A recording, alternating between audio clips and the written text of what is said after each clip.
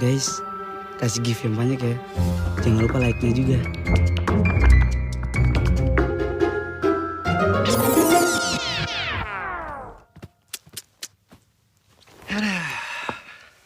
Oke, mungkin lo dapet popularitas karena ngerekam film ini di bioskop, terus lo share di sosial media dan internet. Kayak dia. Berisik. Shh. Lagi nonton.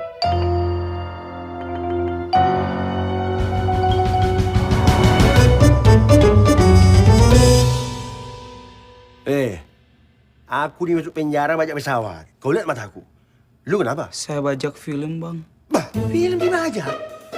Coba pikir, masih seru nggak kalau lo di penjara?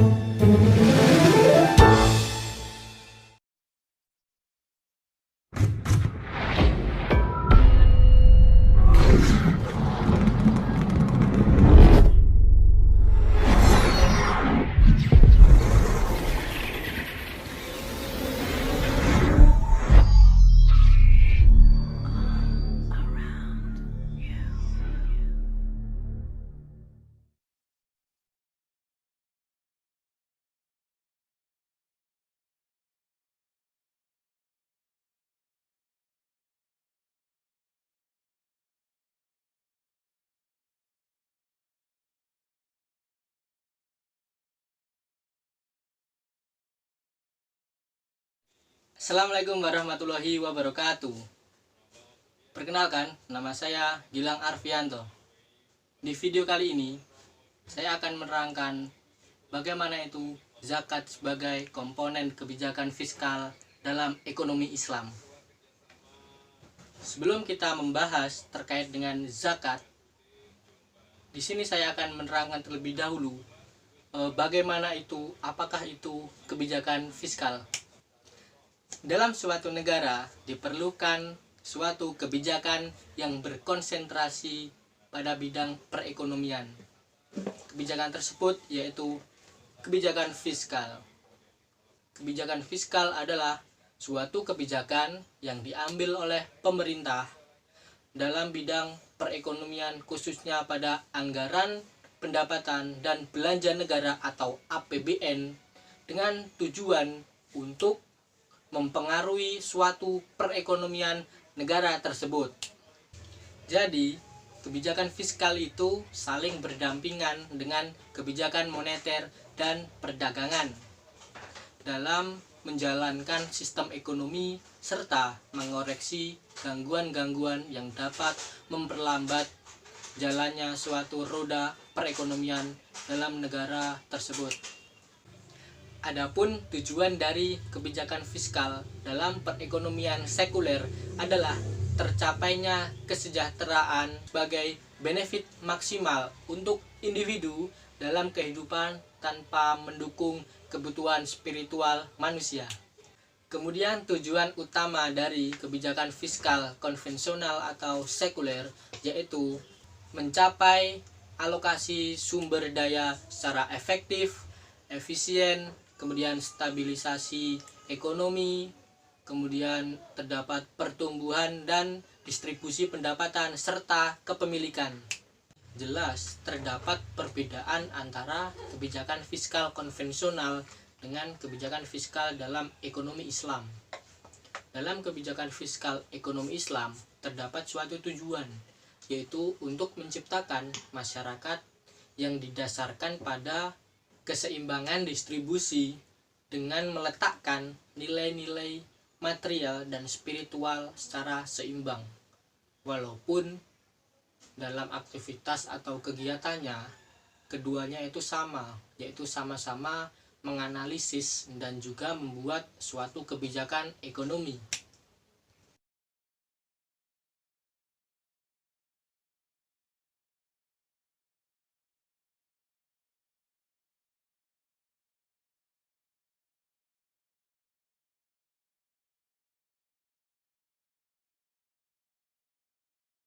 Pada kebijakan fiskal konvensional, suatu pemerintah dapat mempengaruhi kegiatan perekonomian melalui intensif tarik pajak yang dipungut oleh pemerintah. Kemudian, Dalam kebijakan fiskal konvensional dikenal sebagai ekonomi pasar. Pada kebijakan fiskal Islam, komponen-komponen pendapatan pemerintah itu dapat dari berbagai sumber, dapat dari zakat, infak, sedekah, wakaf, dan lainnya, yang memiliki atau terkandung suatu unsur pemberdayaan ekonomi umat. Ekonomi Islam, sifat wajib zakat dan juga sukarela itu merupakan hal yang khusus yang dapat membedakan dengan ekonomi pasar, sehingga kebijakan zakat itu sangat berbeda dengan kebijakan perpajakan.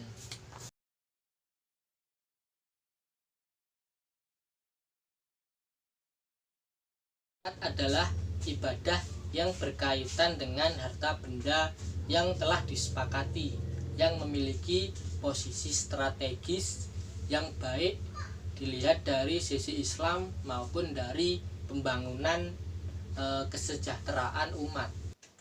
Pengertian zakat berdasarkan Undang-Undang Republik Indonesia Nomor 38 Tahun 1999 tentang pengelolaan zakat.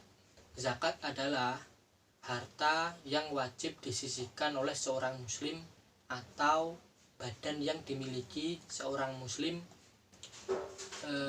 sesuai dengan ketentuan Islam atau agama untuk diberikan kepada yang berhak mendapatkannya.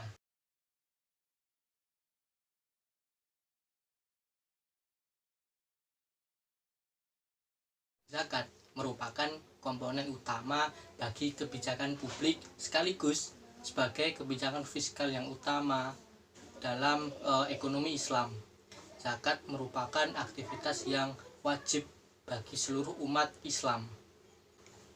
Di samping itu, terdapat komponen sukarela yang dijadikan sebagai unsur lain dalam sumber penerimaan suatu negara, yaitu infak, sedekah, dan juga wakaf. Komponen-komponen tersebut bukanlah unsur yang wajib, melainkan sukarela yang dikaitkan dengan ketakwaan manusia. Dalam konsep fikih zakat menyebutkan bahwa sistem zakat itu berusaha untuk mempertemukan antara pihak surplus muslim dengan pihak defisit muslim. Dalam hal ini muncul harapan untuk terjadinya proyeksi pemerataan pendapat antara surplus dengan defisit muslim, atau bahkan dapat merubah pihak yang tadinya defisit menjadi surplus.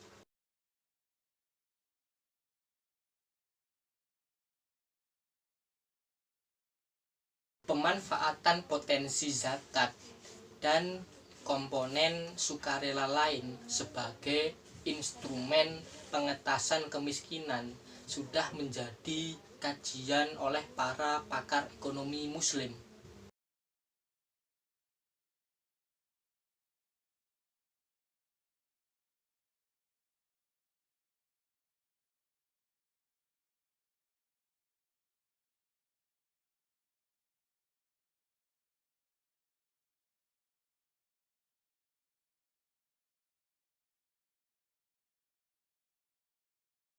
Zakat bukanlah satu kegiatan yang bertujuan untuk duniawi saja, seperti distribusi pendapatan dan stabilisasi ekonomi, tetapi juga untuk kehidupan di akhirat.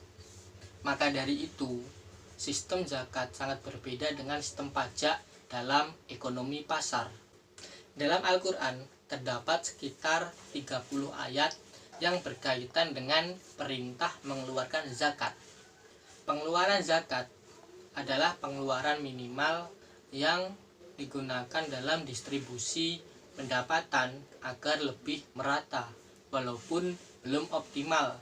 Karena itu, diperlukan pengeluaran-pengeluaran yang dapat melengkapi pengeluaran zakat tersebut, seperti infak, sedekah, dan juga wakaf tadi, sehingga dapat membuat dampak yang signifikan terhadap distribusi pendapatan agar menjadi optimal.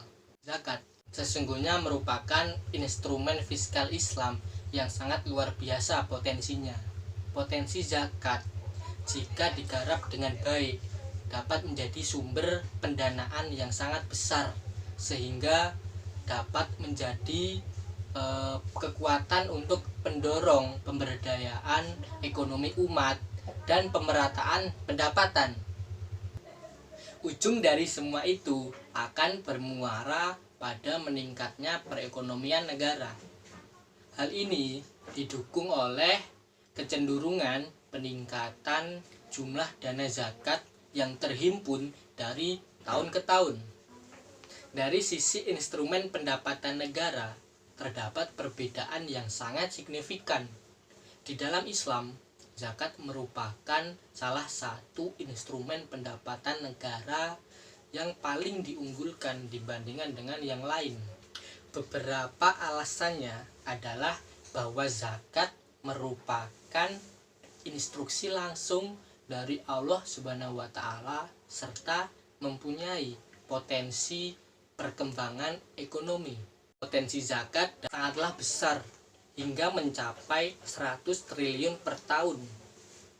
Kalau dibandingkan dengan RAPBN pada tahun 2011, jumlah tersebut hampir sepertiga dari alokasi dana biaya yang mencapai 395,2 triliun. Jika seluruh potensi zakat dapat terkumpul secara maksimal, Indonesia mungkin tidak perlu tergantung pada pinjaman luar negeri yang berbasis pada bunga untuk menutup defisit anggaran belanja dari pemerintah. Jika digarap dengan maksimal, kestabilan ekonomi akan terjaga karena krisis ekonomi yang selama ini terjadi dalam setiap transaksi keuangan suatu negara.